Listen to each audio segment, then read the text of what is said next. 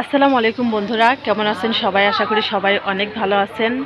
আমি তেমন একটা ভালো নেই, কারণ আমাদের বাড়িঘর সব ভাঙা হয়েছে, নতুন করে মেরামত করা হবে পুরান বাড়িঘরগুলো। যাই হোক, সারাদিনে অনেক কাজ করতে হইতেছে। 4-5 দিন হলো অনেক ব্যস্ততার কারণে ঠিকঠাক ভিডিও আপলোড করতে পারতেছি না, কিন্তু ব্যস্ততা কেটে গেলে আবারও নতুন নতুন ভিডিও পাবেন ইনশাল্লাহ। যাই হোক, সারাদিন অনেক কাজ করেছি, তার উপরে বাড়িঘরের সব জিনিসপত্র এলোমেলো করে রাখা, সেই জন্য কিন্তু দৌড়ঝাঁপ পারতে পারতে পা কিন্তু কেটে গেছে কাজ দিয়ে। এই যে দেখেন আমার পায়ের অবস্থা, অনেক বড় একটা কাজ পায়ের ভিতরে বিঁধে গেছিল, সেই জন্য পাটা কেটে গেছে। ঠিকঠাক হাঁটাহুটা করতে পারতেছি না। ঘর বাড়ি যখন এলোমেলো করা হয় নতুন করে ঘর বাড়ি তৈরি করার জন্য, তখন কিন্তু প্রচুর পরিমাণে জিনিসপত্র চতুর্দিকে ছড়িয়ে ছিটিয়ে থাকে। এগুলো আবার পুনরায় গোছানো কিন্তু অনেক কঠিন কাজ। যাই হোক, দেখেন আমাদের বাড়ির বর্তমান অবস্থা। এই যে আমাদের খাটটা এখানে খুলে রাখা হয়েছে, এখানে এই যে টেবিলটা রাখা হয়েছে। এই দিক দিয়ে দেখেন ঘরের যে খুঁটিগুলো ছিল সবগুলো খুঁটি কিন্তু উঠিয়ে ফেলা হয়েছে, সেই জন্য মাটিগুলো আলগা আলগা হয়ে আছে।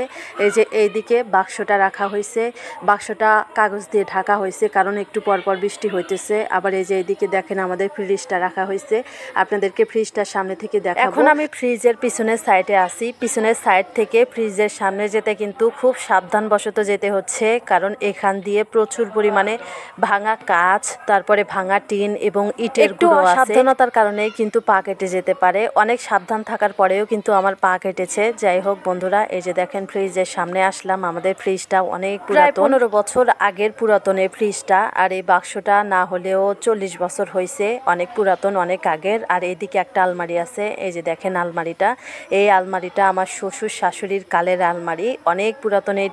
এটা ঘরের কোণেই আছে, এর মধ্যে অনেক প্রয়োজনীয় জিনিসপত্র আছে, সেই জন্য ঢেকে রাখা হয়েছে যেন বৃষ্টি হলে ভিজে না যায়। যাই হোক, এই যে এদিকে দেখেন ঘরের মাসি, এখানে কিন্তু পুরাতন জিনিসপত্র রাখা হয়েছিল। এই মাসিতে যা যা ছিল সবই মাটির জিনিসপত্র ছিল।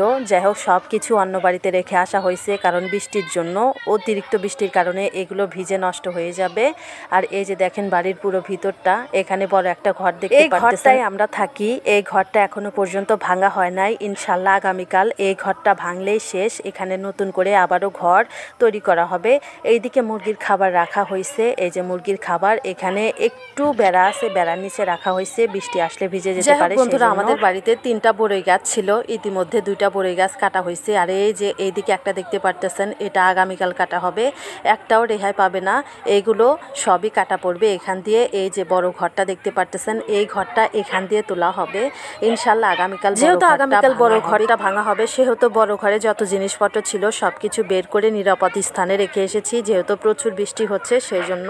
যাই হোক বন্ধুরা, আগামীকাল বড় ঘরটা ভাঙা হবে, অনেক কাজ রয়েছে, অনেক বড় পাতিলে রান্নাবান্না করতে হবে। কালকের ভিডিও আপনাদেরকে দেখার আমন্ত্রণ জানাচ্ছি, যদি বেঁচে থাকি আগামীকাল বড় ঘর ভাঙার ভিডিও পাবেন।